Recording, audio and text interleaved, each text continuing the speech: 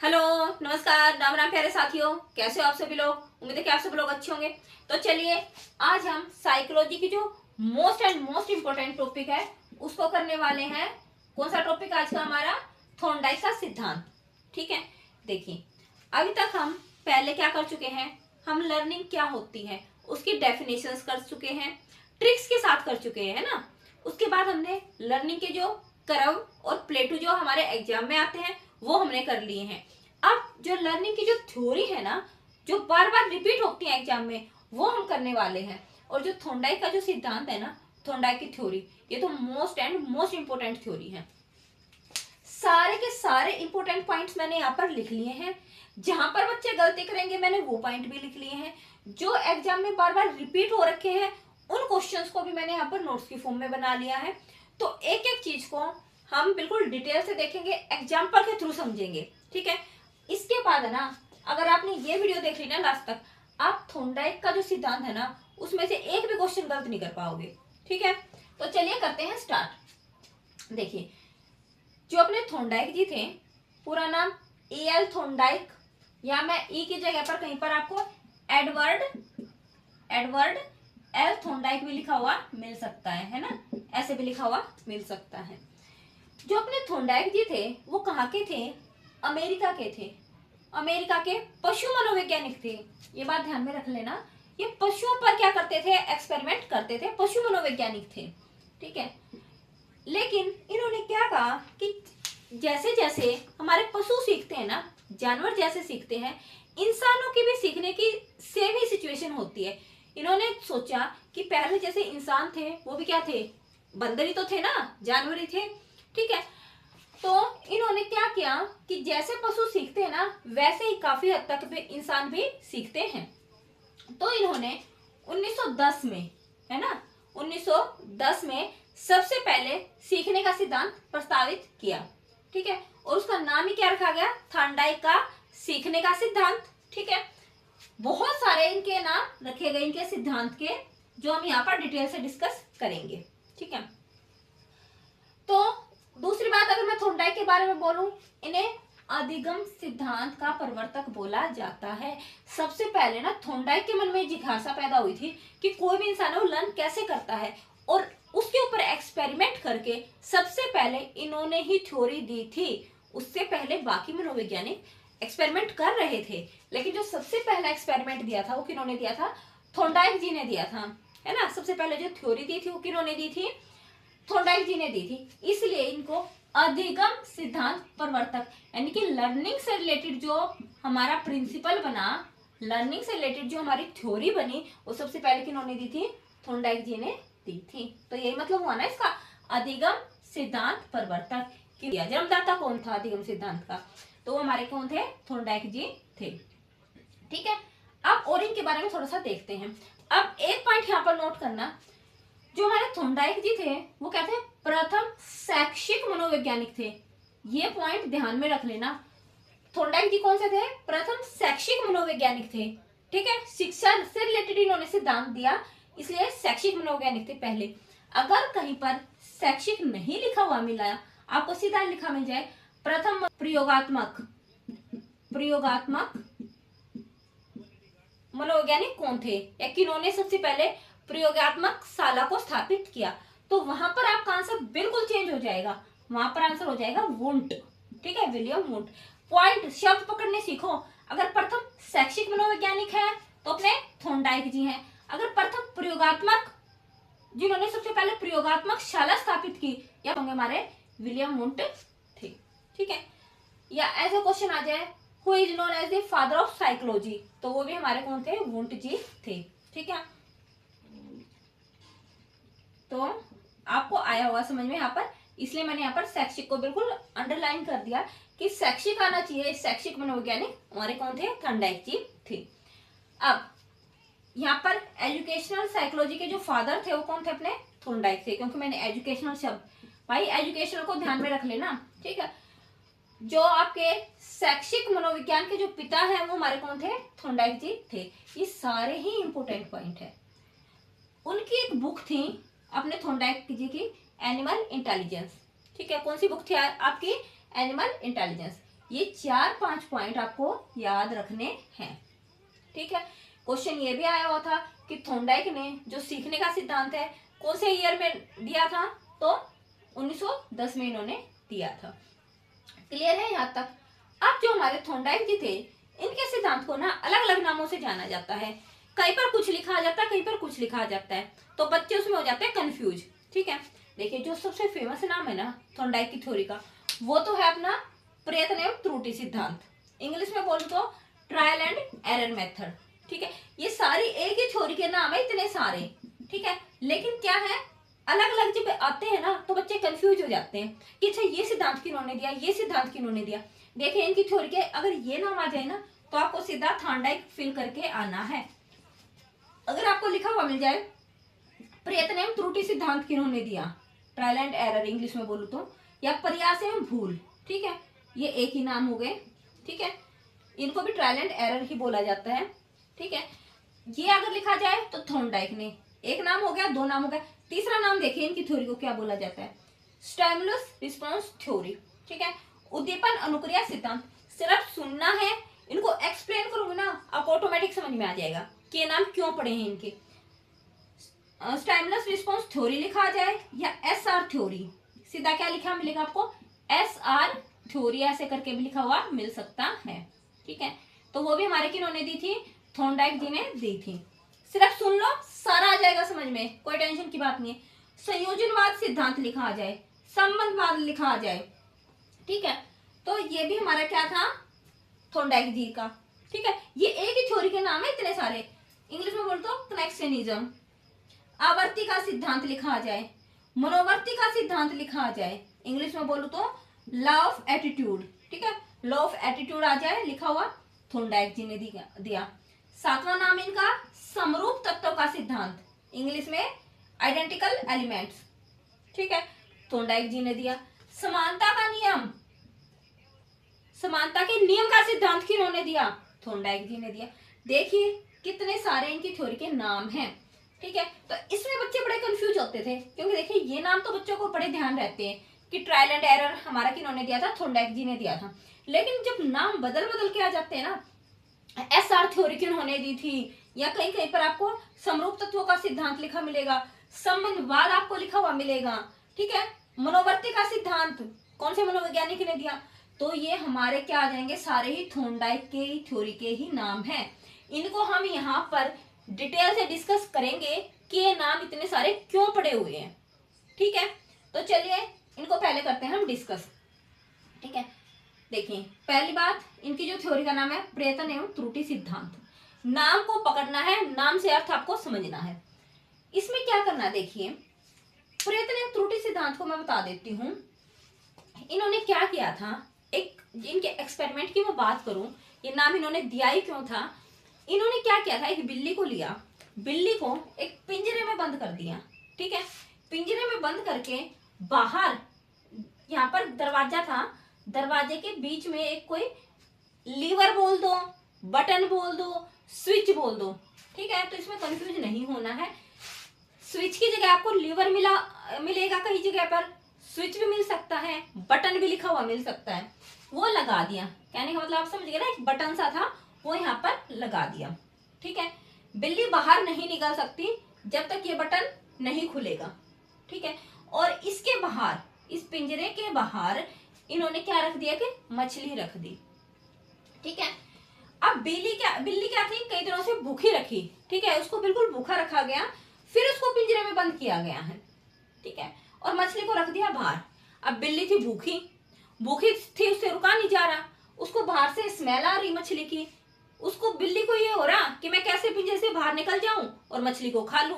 ठीक है, अब बिल्ली ने क्या किया, उछल कूद करना शुरू कर दिया। ठीक है, कि कैसे मैं पिंजरे से बाहर निकलूं। इसने बहुत सारी कोशिश करी, बहुत सारे प्रयत्न किए, कभी ऊपर कूद रही, कभी साइड में। ठीक है, लेकिन इससे क्या है, बटन नहीं खुल रहा था, लीवर नहीं खुल रहा था। फिर अचानक से बिल्ली का पैर लीवर पर पड़ गया। ठीक है, बिल्ली का पैर जैसे ही लीवर पर लगा तो यहाँ से क्या हो गया, दरवाजा खुल गया, बिल्ली बाहर निकली, बिल्ली ने क्या किया, मछली खा ली। ठीक है, अब फिर से ऐसे एक्सपेरिमेंट किया गया, फिर बिल्ली को भूखा रखा गया, फिर बिल्ली को पिंजरे में बंद किया गया अगले दिन, फिर ऐसे ही बाहर मछली रखी, ठीक है। अब बिल्ली क्या करती, उछलती कूदती और कभी कभी लीवर पर पैर आ जाता, दरवाजा खुल जाता और मछली खा लेती। अब एक बार किया, 2 बार किया, 3 बार किया, अब बार बार एक ही चीज को कर देंगे तो बिल्ली को थोड़ा समझ में आ गया कि क्या आया बिल्ली को समझ में कि जैसे ही मैं लीवर पर पैर रखूंगी दरवाजा खुल जाएगा और मैं बाहर जाकर क्या मछली को खा लूंगी, ठीक है। तो देखिए यहाँ पर मैं 2-3 चीज आपको बताऊं। यहाँ पर जो बिल्ली थी ना वो क्या थी, भूखी थी, और जो भूख होती ना, हंगर जिसको बोलते हैं भूख, वो किसका काम कर रही थी, उसके लिए तनाव का काम कर रही थी। अब आप भूखे हो तो आप ऑटोमेटिक तनाव में हो ना, ड्राइव की सिचुएशन में हो ना।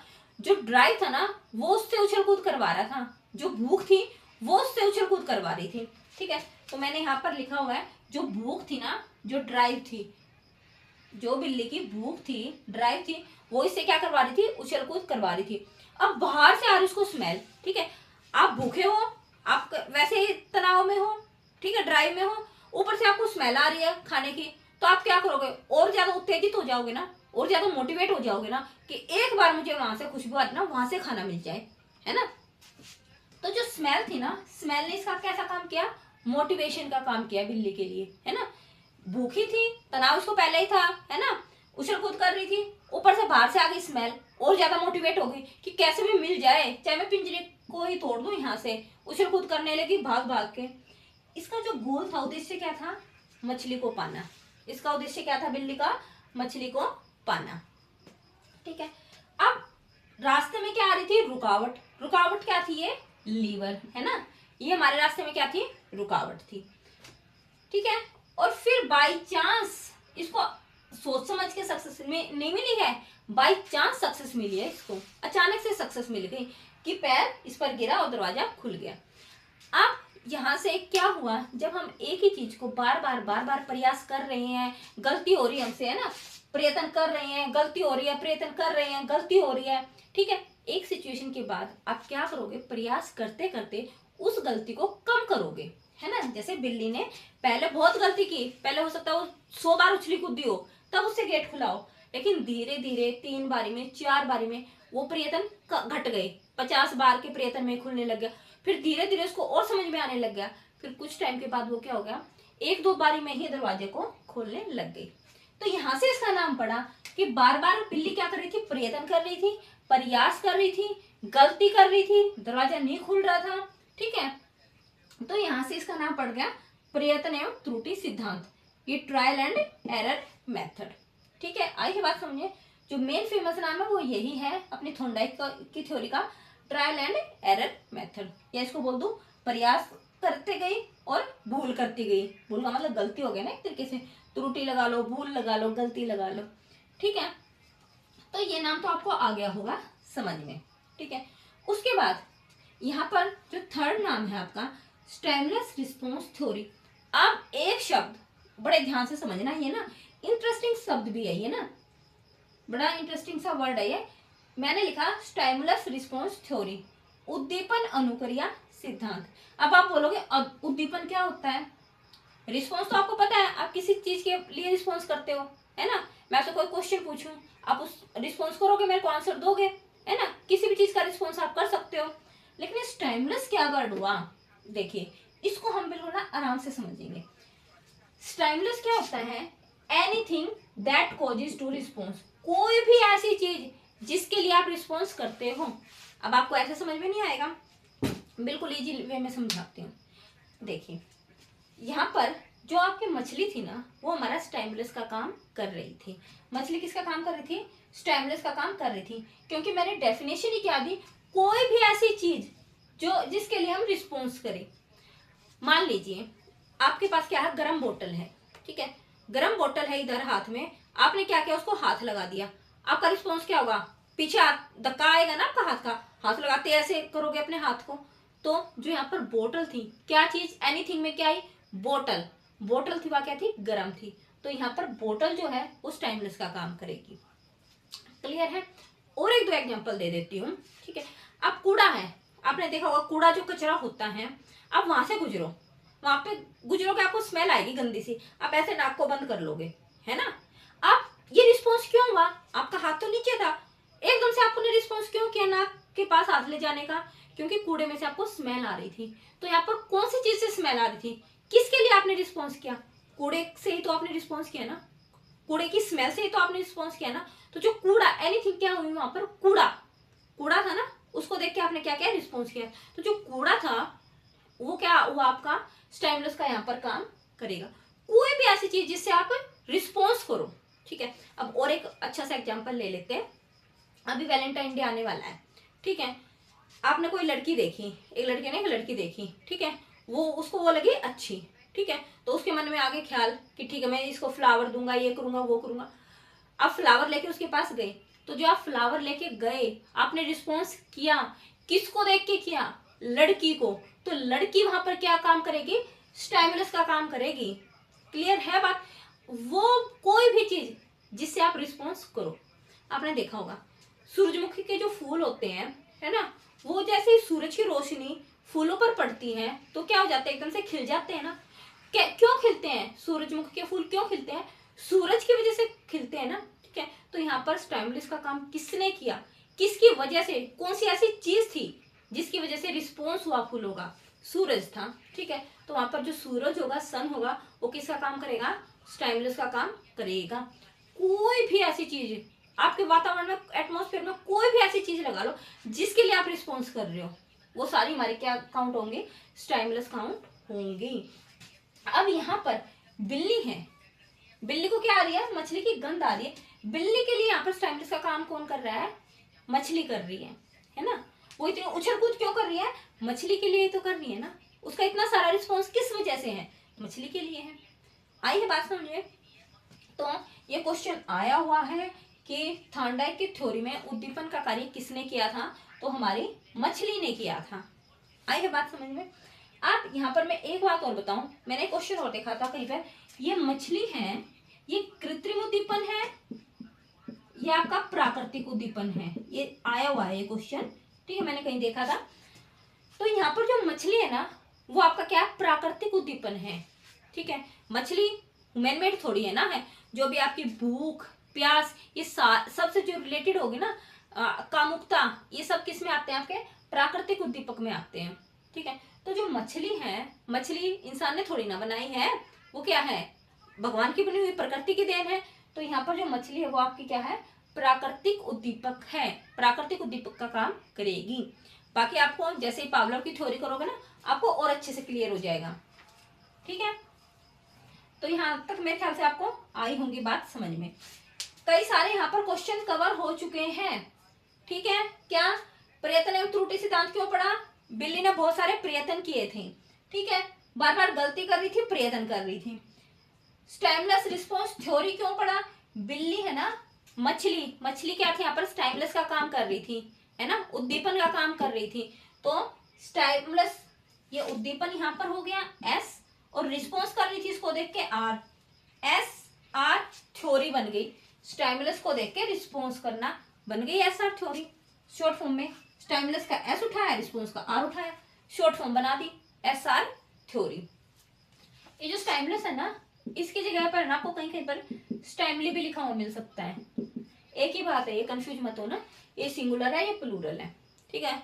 तो ये अलग अलग नहीं है, एक ही बात। कभी ये स्पेलिंग देख के वो हो जाओ, कंफ्यूज हो जाओ। तो ये नाम पता चल गया क्यों पढ़ा। अब आगे हमारा आता है संयोजनवाद या संबंधवाद, यानी कि कनेक्शनिज्म। यहाँ पर कनेक्शन है ना, एस और आर का, जो आपका स्टाइमुलस है, उद्दीपन है, उद्दीपन को देख के ही तो रिस्पॉन्स हो रहा है ना। अगर यहाँ से मछली हटा दो, रिस्पॉन्स भी खत्म हो जाएगा।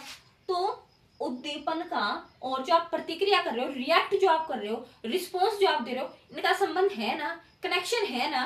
तो इसलिए इसका नाम क्या है, कनेक्शनिज्म। संयोजनवाद भी बोल सकते हैं, संबंधवाद भी लिखा हुआ मिल सकता है, ठीक है, या कनेक्शनिज्म भी आपको लिखा हुआ मिल सकता है। आई है यहाँ तक, 4 तक ये नाम क्यों पड़े, ये सारे आए हुए हैं पेपर में, इसलिए बता रही हूँ क्योंकि हम क्या है, एक नाम हमने याद कर लिया, 2 हमने याद कर लिया, लेकिन क्या है जब भी अलग अलग नाम आ जाते हैं ना, हम कंफ्यूज हो जाते हैं, हमें पता ही नहीं होता है। क्लियर है यहाँ तक, 4 तक आपको हो गया होगा क्लियर मेरे ख्याल से, ठीक है। अब हम करेंगे आवर्ती का सिद्धांत, मनोवर्ती का, ये सारे सिद्धांत हम करेंगे यहाँ पर। ठीक है, बस ये जो 4 नाम है ना, बाकी के जो मैंने 4 नाम और लिखे हैं, इनका मतलब मैं यहाँ पर समझाऊंगी। ठीक है, जब मैं इनके नियम बताऊंगी कि ये नाम क्यों पड़े हैं। अब देखिए, थॉर्नडाइक की बात पर आते हैं। ये आपका एक्सपेरिमेंट हो गया है, 4 मैंने नाम करवा दिए हैं कि यहाँ से हमारे 4 नाम निकल रहे हैं। ठीक है, यहाँ से मैंने 4 नाम आपके करवा दिए हैं। अब थॉर्नडाइक जी ने क्या कहा कि देखिए भाई, सीखने के ना कुछ नियम होते हैं। मोटे तौर पर उसने नियम निकाल लिए कि 3 तो होते हैं मुख्य नियम, कि इन नियमों के बिना तो कोई आदमी सीख ही नहीं सकता है। ठीक है ना, मेन होते हैं ना, जो मेन बोल दो, प्राइमरी बोल दो, मुख्य बोल दो। 3 तो उन्होंने निकाले थॉर्नडाइक जी ने मुख्य नियम। ठीक है, कि ये तो भाई मेन है, जैसे हमारे होते हैं ना गेस्ट में कि भाई ये तो मेन आदमी है, इनको ऐसे ट्रीट करना, ये थोड़े सेकेंडरी है। ठीक है, तो ये क्या है, द्वितीय बोल दो, सेकेंडरी बोल दो, गौण बोल दो, है ना। तो जो हमारे थॉर्नडाइक ने 2 तरीके के नियम दिए, एक तो जो मेन थे, मुख्य थे, और एक हमारे क्या थे, गौण थे। ठीक है, इनके बिना काम चल सकता है, ऐसी बात नहीं है। अब जो मुख्य नियम थे वे थे हमारे 3, और जो गौण नियम थे वो हमारे कितने थे, 5। ठीक है, अब इनको देखते हैं 1 by 1। बहुत इंपॉर्टेंट है, ध्यान से समझना बिल्कुल। देखिए, इजी से है, कोई है नहीं ऐसा। पहली बात, जो मुख्य नियम में क्या है कि कोई भी इंसान है ना, जब सीखता है जो सीखने के लिए तैयार हो। एक बात बताओ, आप सीखने के लिए तैयार ही नहीं हो, मैं आपको थॉर्नडाइक की थ्योरी सिखा रही हूँ, आप सीखने के लिए तैयार नहीं हो, सीखना ही नहीं चाहते हो, हम क्यों सीखें? तो कोई आपको सिखा सकता है? नहीं सिखा सकता। लेकिन अगर आप थोड़ा इंटरेस्ट लोगे, है ना, थोड़ा मोटिवेट होगे कि नहीं मुझे सीखना है, क्योंकि ये हम थ्योरी हमारे एग्जाम में आएगी, तभी तो आप अच्छे ध्यान से सीखोगे ना। ठीक है, तो कोई भी इंसान है, कोई चीज तभी सीखता है जो उसके लिए रेडी हो, तैयार हो, है ना। तो यहाँ पर इसलिए पहला जो सीखने का नियम है, तत्परता का नियम बोल दो, या लॉ ऑफ रेडीनेस, आप कितने तैयार हो, कितने रेडी हो किसी चीज को सीखने के लिए। क्लियर है। यहाँ पर एक कहावत ये लागू होती है, आप है घोड़े को है ना कुएं के पास लेकर जा सकते हो। ठीक है, घोड़े को कुएं के पास लेकर जा सकते हो, आप कुएं में से बाल्टी से पानी खींच के उसके आगे रख भी सकते हो, लेकिन घोड़े को नहीं पीना तो आप कैसे पिलाओगे उसको? जबरदस्ती मान लो उसके मुंह में भी डाल दिया, आगे तो उसको ही करना पड़ेगा, निकलना तो घोड़े को ही पड़ेगा ना। ठीक है, तो कहीं ना कहीं हाथ पैर तो घोड़े को भी मारने पड़ेंगे ना, घोड़े को भी तो पीने के लिए तैयार होना पड़ेगा। जबरदस्ती करेंगे हो सकता है बाहर थूक दे फिर से, है ना। तो कहने का मतलब क्या हुआ, कोई भी इंसान है वो तभी सीखता है जो सीखने के लिए तैयार हो, रेडी हो। क्लियर। पहला नियम ये है अपना। दूसरा नियम है जो इंपॉर्टेंट है, देखो ये तीनों ही इंपॉर्टेंट है वैसे तो। दूसरा है अपना प्रभाव का नियम, इसमें से तो क्वेश्चन भी आए हुए हैं एचटेट में। ठीक है, प्रभाव का नियम, इसको बोलते हैं द लॉ ऑफ इफेक्ट। एक बात बताइए, कोई भी इंसान है ना काम तभी करता है उसके रिजल्ट को देखकर। आप जो पढ़ाई कर रहे हो, ये आप साइकोलॉजी पढ़ रहे हो, ये क्यों पढ़ रहे हो? आपने 10th तक तो नहीं पढ़ी, आप क्यों पढ़ रहे हो?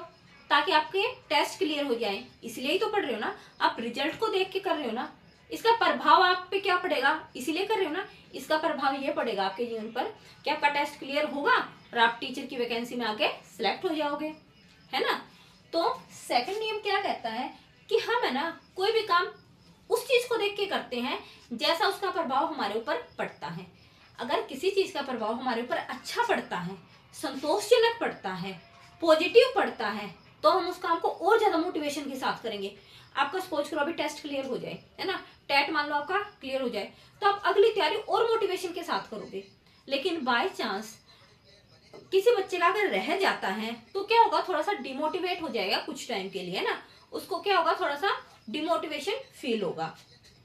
ठीक है, तो प्रभाव का नियम बहुत क्या है, इंपॉर्टेंट नियम है कि किसी भी चीज का हमारे ऊपर कैसा इफेक्ट पड़ रहा है, उसका एक तरीके से यहाँ पर है ना रिजल्ट भी आ सकता है। लॉ ऑफ रिजेक्ट या लॉ ऑफ रिजल्ट भी आता है कई बार लिखा ना। परिणाम, परिणाम का नियम भी इसको बोलते हैं, किस चीज को करने से कैसा परिणाम है। ठीक है, प्रभाव कैसा पड़ा है। इसमें 2 पॉइंट आप लोग ध्यान में रख लेना, ये आए हुए हैं। इसमें क्या है, पुस्तक एवं दंड की बात की गई है। एक बात बताइए, अगर आपको कोई चीज करने में पुरस्कार मिलता है तो आप और ज्यादा मेहनत के साथ करोगे कि भाई मुझे ये चीज लेनी है, ये हमें रिवार्ड मिलेगा, ये हमें पुरस्कार मिलेगा, ठीक है, उसको और ज्यादा मोटिवेशन के साथ करते हो, पॉजिटिव आपके ऊपर प्रभाव पड़ेगा उस चीज का। लेकिन जो दंड है ना, दंड का क्या पड़ता है आपके ऊपर, नेगेटिव प्रभाव पड़ता है। कुछ टाइम के लिए तो आप डर से कर लोगे, लेकिन उसके बाद क्या हो जाओगे, डीठ हो जाओगे, है ना। मान लो आपको दंड दे रहा है, मार रहा है, ठीक है, थोड़े टाइम तो आपको डर लगेगा, धीरे धीरे आप क्या हो जाओगे, बिल्कुल डीठ बन जाओगे, आपको फर्क पड़ना बंद हो जाएगा, ठीक है, नेगेटिव प्रभाव पड़ जाएगा। तो लिखा हुआ आया हुआ है क्वेश्चन कि पुरस्कार एवं दंड थॉर्नडाइक के कौन से नियम से संबंधित है। तो कौन से नियम से संबंधित है, प्रभाव के नियम से, है ना। प्रभाव पड़ रहा है ना हमारे ऊपर, पुरस्कार का अच्छा प्रभाव पड़ रहा है, दंड का गलत प्रभाव पड़ रहा है हमारे ऊपर, ठीक है। तो सेकंड आपका होगा प्रभाव का नियम।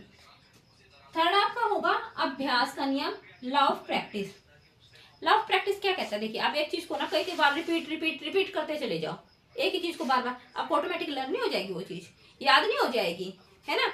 तो यही हमारा क्या कहता है, अभ्यास का नियम है। अब अभ्यास के नियम के अंदर से भी क्वेश्चन पूछे जाते हैं। कैसे क्वेश्चन पूछे जाते हैं, देखिए जो अभ्यास का नियम होता है ना, उसको दो हिस्सों में बांट दिया है। कौन कौन से, एक तो उपयोग का नियम,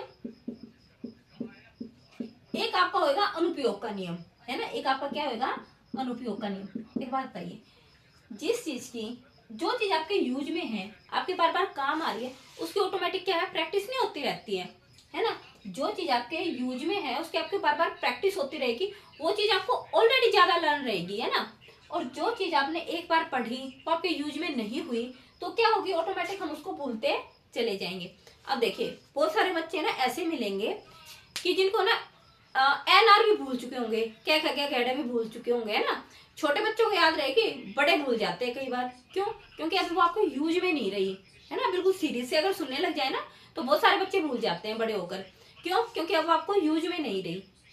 तो वहां पर क्या था, अनुपयोग का, कोई यूज ही नहीं हो रहा आपको क्या का, है ना। तो आप क्या होगा, उसको भूलने लग जाओगे। लेकिन वही चीज आपकी अगर बार बार यूज हो रही ना कोई भी चीज, तो आप क्या है, वो चीज अच्छे से याद रहेगी, अच्छे से लर्न आपको रहेगी। आई है बात समझिए। क्वेश्चन आया हुआ है उपयोग का नियम थॉर्नडाइक के कौन से नियम से संबंधित है, तो आपका अभ्यास के नियम से संबंधित है। क्लियर है, यहाँ तक अभ्यास के नियम को दो भागों में बांटा गया है। एक तो जो चीज हमारी बार बार यूज होती है, प्रैक्टिस यूज होती है, उसकी ऑलरेडी ज्यादा प्रैक्टिस हो जाती है, वो चीज हमें ज्यादा याद रहती है।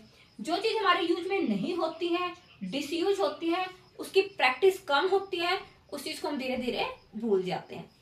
यहाँ तक क्लियर है मेरे हिसाब से।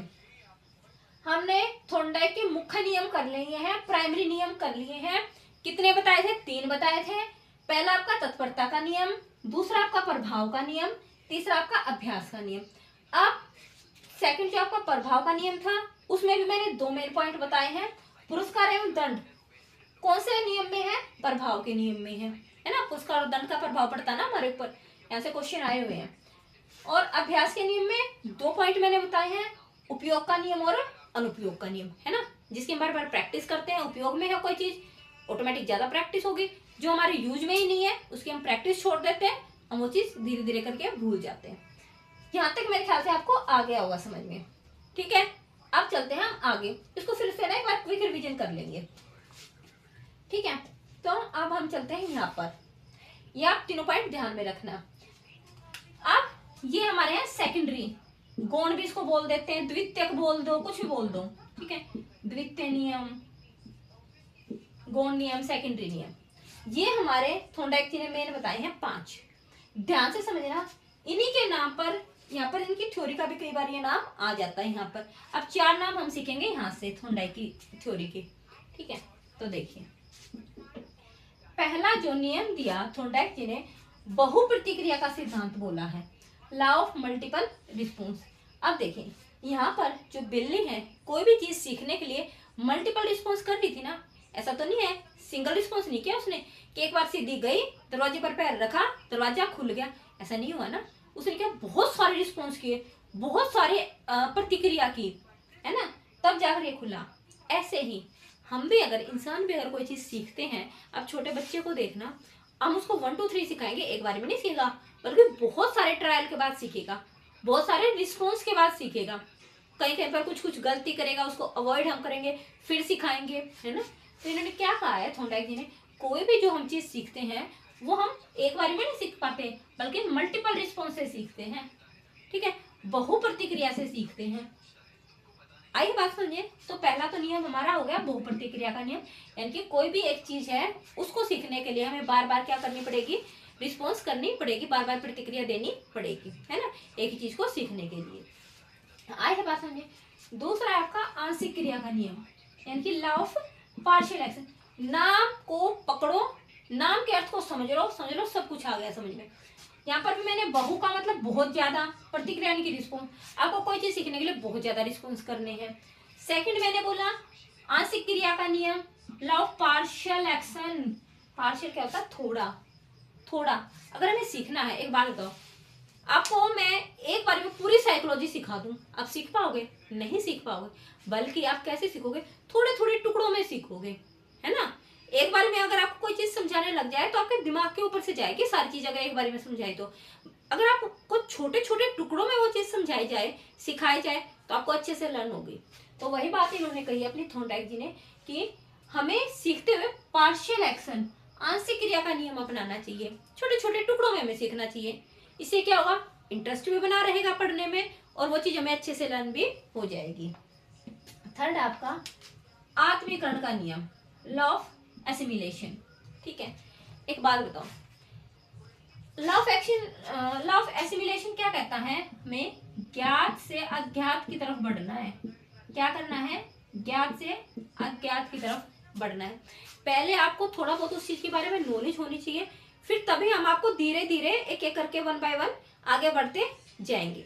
एक बात बताइए, आपको 1 2 3 नहीं आती, आपको प्लस माइनस नहीं आता, आपको सीधा सिखाने लग जाए कि रूट निकाल दो, निकालोगे? नहीं निकाल पाओगे ना, आपको समझ में नहीं आएगी।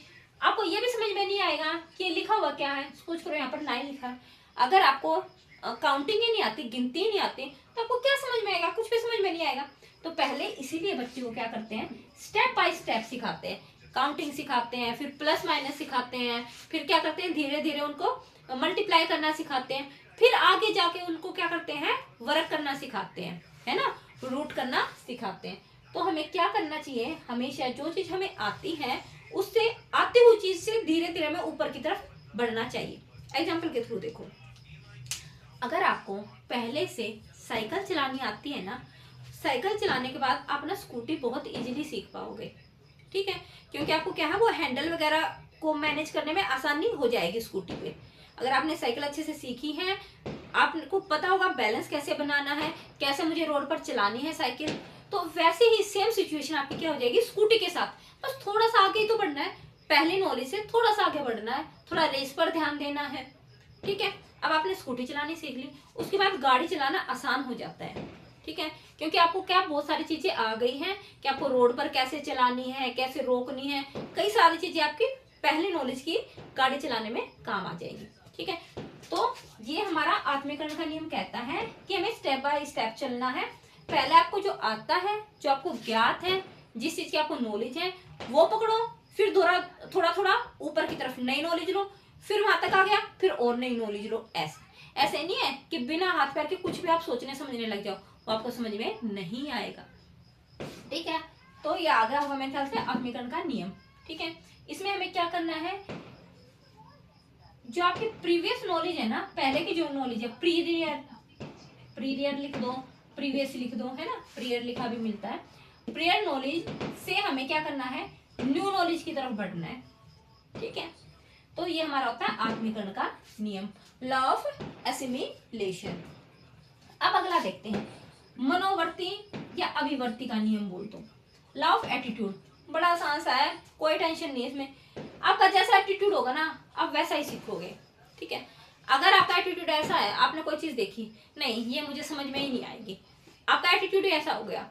ठीक है, आपने मान लिया, आपकी मनोवर्ती, आपके मन की स्थिति ही ऐसे हो गई। नाम पकड़ना सिखा रखा ना, मन की वर्ती यानी स्थिति, जो आपके मन की स्थिति ऐसे है, मुझे तो समझ में ही नहीं आएगा, कुछ भी कर लो मेरे को आएगा ही नहीं, तो आपको आएगा भी नहीं सच में उस मन में।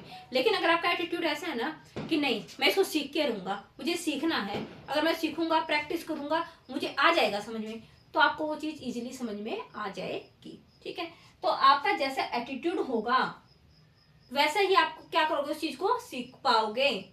आई है बात में। अगर आपका एटीट्यूड पॉजिटिव है तो आप उस चीज को पॉजिटिव वे में सीखोगे, अगर आपका एटीट्यूड नेगेटिव है तो आप उस चीज को नहीं सीख पाओगे।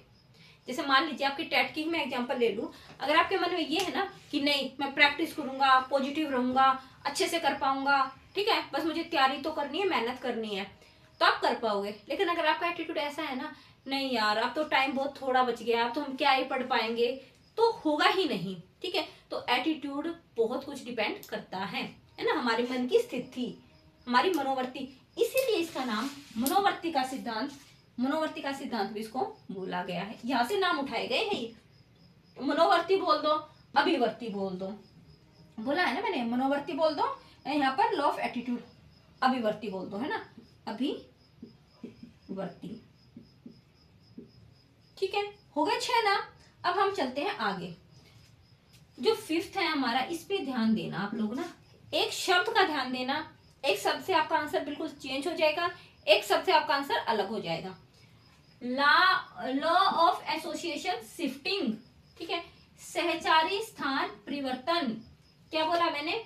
लॉ ऑफ एसोसिएशन शिफ्टिंग, सहचारी स्थान परिवर्तन, या यहाँ पर यह भी लिखा आ सकता है साहचर्य, साहचर्य परिवर्तन। नाम समझो, ये सहचारी की जगह साहचर्य भी आ सकता है और परिवर्तन लिखा हुआ भी आ सकता है। यहाँ पर परिवर्तन लिखा हुआ जरूर होना चाहिए, ठीक है, ये यहाँ पर परिवर्तन लिखा हुआ जरूर होना चाहिए। अगर ये परिवर्तन नहीं लिखा तो समझ लो आपका आंसर अलग हो जाएगा। अगर यहाँ पर परिवर्तन लिखा है तो थॉर्नडाइक का सिद्धांत था। यहाँ पर अगर परिवर्तन नहीं लिखा तो पावलोव का बन गया साहचर्य का सिद्धांत। इसी सिद्धांत पे ना आगे चल के पावलोव ने काम किया था, ठीक है, और वो बाद में साहचर्य का सिद्धांत बन गया था पावलोव का। तो इसलिए मैं शब्द बोल रही हूँ, यहाँ पर परिवर्तन लिखा मिलेगा आपको, साहचर्य परिवर्तन, शिफ्ट होना कोई चीज।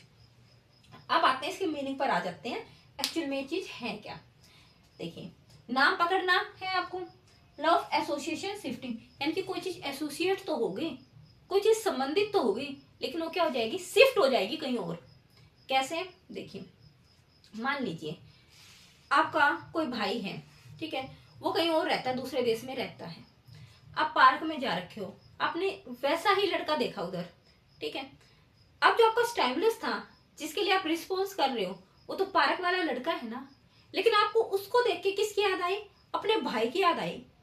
जो आपका संबंध उस सामने वाले लड़के से को देख के हुआ था कि ये तो मेरे भाई की तरह है, वो स्टाइमलेस था ना, वो लड़का स्टाइमलेस था ना, और वो स्टाइमलेस उस पार्क वाले लड़के से शिफ्ट होकर कहाँ पहुंच गया? आपका जो दूर का भाई था ना, जो जहां पर रहता था, उससे शिफ्ट हो गया, आपको उसकी याद आएगी। ठीक है, तो जो संबंध वही है ना, जो आपका एसोसिएशन बना था, जो आपका साहचर्य बना था, जो आपका संबंध बना था, उस पार्क वाले लड़के को देख के वो शिफ्ट हो गया कहाँ पर? आपका भाई की तरफ। एक और एग्जांपल देखते हैं। कभी कभी है ना, आप क्या करते हो, अपने बचपन की फोटो देखते होगे, है ना, तो आप क्या करते हो, जैसे आप फोटो देखते हो आप पुरानी यादों में चले जाते हो, है ना, फोटो देखते हो अभी हाल फिलहाल की फोटो देखकर आप पास्ट वाली लाइफ में चले जाते हो ना, पुरानी यादों में। तो वो भी हमारा क्या हो गया, वो जो आपका हाल फिलहाल की फोटो को देखकर पीछे की उसमें चले जाना, वो भी क्या हो गया, एक तरीके से शिफ्ट हो गई ना आपकी मेमोरी। तो वो भी हमारा क्या हो गया, सहचारी स्थान परिवर्तन या साहचर्य परिवर्तन। ठीक है, ये तो मैंने दिया आपको एग्जाम्पल। अब थॉर्नडाइक का मैं एग्जाम्पल देती हूँ कि एक्चुअल में थॉर्नडाइक ने एग्जाम्पल लिया क्या था। देखिए, थॉर्नडाइक ने क्या किया था, एक बिल्ली थी ना, उसको क्या किया था, स्टैंड अप करना सिखाना था, कि खड़े हो जाओ, ये सिखा रहा था। बिल्ली को क्या कर रहा था, एक रोटी का टुकड़ा या मांस का टुकड़ा कुछ भी लगा लो, बार बार बोल रहा था स्टैंड अप, ऐसे रोटी का टुकड़ा लिया, बोला स्टैंड अप। अब बिल्ली को कुछ समझ में नहीं आ रहा स्टैंड अप का मतलब क्या है, वो सिर्फ खाने को देख के खड़ी हो रही थी, बार बार खड़ी हो रही थी, खाना खा रही थी, चली जा रही थी। ठीक है, अब बार बार जैसे रिपीट होता गया, अब वो बिल्ली है ना, उस रोटी की जगह पर अगर हम यहाँ से रोटी हटा भी देना, हम उस बिल्ली को सीधा बोले स्टैंड अप, तो क्या हो रही थी, खड़ी हो जा रही थी। तो उन्होंने जो पहले वो खाने की तरफ, जो उसका स्टाइमुलस क्या था, खाना था, उस खाने से हटकर वो क्या होगी, शब्द पर, शब्द वाले स्टाइमुलस पर आ गई, है ना, उसका स्टाइमुलस शिफ्ट हो गया ना, उसका उद्दीपन शिफ्ट हो गया ना, कहाँ से, खाने से शिफ्ट हुआ है कहाँ पर, शब्द पर। अब वो खाने को देखकर खड़ी नहीं हो रही, अब वो सबको सुन के ही खड़ी हो रही है ना। अब बिल्ली को धीरे धीरे बोलो स्टैंड अप, वो अगर खाना नहीं भी है तो भी वो क्या हो रही थी, खड़ी हो रही थी। ठीक है, तो इन्होंने तो बस ना बहुत इजी सी बात कही थी थॉर्नडाइक ने। ठीक है, इसलिए इनका नाम भी क्या था, सहचारी परिवर्तन। यानी कि जो आपका टाइमलेस है, एक जगह से दूसरी जगह पर क्या होगा, शिफ्ट होगा। ये शिफ्टिंग इसलिए यूज हुआ है। ठीक है, तो यहाँ से थोड़ी थोड़ी ना स्टार्टिंग हो गई थी। अब आगे चल के ना यही हमारी थ्योरी ऑफ कंडीशनिंग बन गई थी, है ना। साचरे का सिद्धांत बन गया था। पावलोव ने आगे जाके इसी पॉइंट को उठा के इस पे पूरा सिद्धांत बना दिया था। तो इसलिए कह रही हूं कि ये शब्द ध्यान में रख लेना, परिवर्तन। अगर खाली आ जाए साचर्य का सिद्धांत, कंडीशनिंग थ्योरी पावलोव ने दी थी, अगर आ जाए लॉ ऑफ एसोसिएशन शिफ्टिंग या साहचर्य परिवर्तन, हिंदी में बोलूं तो, इंग्लिश में तो इजी है, इंग्लिश में दिक्कत नहीं करेगा ये, हिंदी में दिक्कत करता है। ठीक है, साहचर्य परिवर्तन किन्होंने दिया था, हमारा थॉर्नडाइक जी ने दिया था। तो ये आपकी पूरी थ्योरी थी, बहुत इंपॉर्टेंट थ्योरी थी। सारे मैंने पॉइंट डिस्कस किए हैं जहां जहां पर बच्चे क्या है गलती करते थे। अब देखें यहाँ पर दो इनके नाम रह गए, आइडेंटिकल एलिमेंट्स और लॉ ऑफ एनालॉजी। तो ये हमारा आया है यहाँ से, क्या हमने समान तत्वों को देखा, आइडेंटिकल एलिमेंट्स बोल दो या समानता का नियम, एक ही बात है। सम, समान, समरूप, समान तत्व या समानता का नियम, एक ही बात है। आइडेंटिकल एलिमेंट्स या एनालॉजी, एक ही बात है, समान ही होता है इनका मतलब। यहाँ से उठाया है, यहाँ से इसका नाम पड़ा है कि हम क्या करते हैं, समान तत्वों को देखते हैं और हमारी मेमोरी कहीं और जाकर शिफ्ट हो जाती है। ठीक है, तो इसलिए ये जो हमारे क्या है, आठों के आठों नाम क्या है, थॉर्नडाइक की थ्योरी के ही हैं।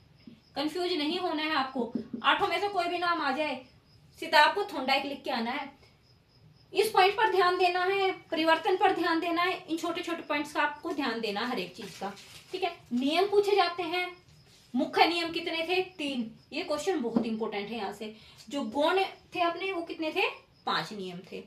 मेरे ख्याल से आपको आगे होगी बात समझिए। अब फटाफट से ना सिर्फ 2 मिनट्स में इसको क्विक रिवीजन कर लेते हैं। देखिए, जो हमारे थॉर्नडाइक जी थे उन्होंने किसका सिद्धांत दिया था, सीखने का सिद्धांत दिया था। अब उनके सीखने के सिद्धांत के नाम थे बहुत सारे, ये 8 नाम। उन्होंने तो मेन तो यही दिया था, ट्रायल एंड एरर मेथड। अब बाकियों ने इनके यहाँ से कहीं कहीं से नाम उठा के और भी नाम रख दिए इनकी थ्योरी के। ठीक है, कौन कौन से नाम रखे, प्रयत्न एवं त्रुटि सिद्धांत, ट्रायल एंड एरर बोल दो, एसआर थ्योरी बोल दो, स्टेमलेस रिस्पॉन्स बोल दो, हिंदी में बोलो तो उद्दीपन अनुक्रिया सिद्धांत बोल दो, कनेक्शनिज्म बोल दो, संबंधवाद बोल दो, संयोजनवाद बोल दो, अभिवर्ती का सिद्धांत, मनोवर्ती का सिद्धांत, है ना, law of attitude, identical elements, analogy, law of analogy, है ना, समानता का नियम। सारे नाम इनकी थ्योरी के थे। अब थोड़ा सा थॉर्नडाइक के बारे में हमने डिस्कस किया था, कहाँ के थे, अपने अमेरिका के थे। ये पूरा सिद्धांत इन्होंने कब दिया था, 1910 में। बुक कौन सी थी, एनिमल इंटेलिजेंस वाली बुक थी, है ना, प्रकाशित किया था इसमें। फादर ऑफ एजुकेशनल साइकोलॉजी, शिक्षा के मनोवैज्ञानिक का पिता कौन था, शैक्षिक मनोवैज्ञानिक के पिता के रूप में किसे जाना जाता है, अपने थॉर्नडाइक को, क्योंकि सबसे पहले ना यही लेके आए थे शिक्षा के रूप में ना, लर्निंग का रूल यही लेके आए थे अपने थॉर्नडाइक जी। ठीक है, पशु मनोवैज्ञानिक थे, सबसे पहले लर्निंग का सिद्धांत दे दिया इन्होंने, तो बन गए लर्निंग सिद्धांत के प्रवर्तक, जन्मदाता थॉर्नडाइक जी बन गए। 3 मुख्य नियम दे दिए, 5 गौण नियम दे दिए। तत्परता का, प्रभाव का, अभ्यास का नियम मुख्य थे, बहुप्रतिक्रिया, आंशिक, आत्मीकरण, मनोवर्ती और सहचारी परिवर्तन, ये क्या थे, गौण नियम थे। स्टिमुलस का मैंने बताया कि स्टिमुलस क्या होता है ना। कोई भी ऐसी चीज, कोई भी वातावरण की कोई चीज उठा लो जिसको देख के आप क्या करते हो, रिस्पॉन्स करते हो, स्टिमुलस बोला जाएगा। इन्होंने किस पर प्रयोग किया था, बिल्ली पर प्रयोग किया था, है ना। बिल्ली को क्या लगी थी, भूख। भूख हमारी किस में गिनी जाती है, ड्राइव में, तनाव में। एक तरीके से स्ट्रेस हो गई ना, उसको तनाव हो गया ना, लेकिन हमें क्या है, स्ट्रेस वर्ड यूज नहीं करना है, हमें साइकोलॉजी का वर्ड यूज करना है। साइकोलॉजी में इसको बोला जाएगा ड्राइव, ठीक है, या तनाव। स्मेल ने किसका काम किया, मोटिवेशन का काम किया, है ना। तो ये सारी चीजें आपको ध्यान में रखनी है, बहुत सारे क्वेश्चन इसमें से बन जाएंगे। इस थ्योरी के बाद हम क्या करेंगे, इसके सारे क्वेश्चंस करेंगे। तो मेरे ख्याल से आपको आया होगा समझ में। फिर भी अगर कुछ दिक्कत है, कहीं से कुछ समझ नहीं आया, तो तो आप कमेंट सेक्शन में जाकर लिख सकते हैं। मैं इसकी ट्रिक्स भी बना सकती थी, लेकिन मेरे को लगा कि मेरे को शायद ये थोड़ी डीप में करवानी चाहिए आपको ना, एक एक पॉइंट्स मेरे को डिस्कस करना चाहिए, ठीक है। तो अगर कोई फिर भी कोई दिक्कत रह गई है तो आप कमेंट सेक्शन में लिख देना।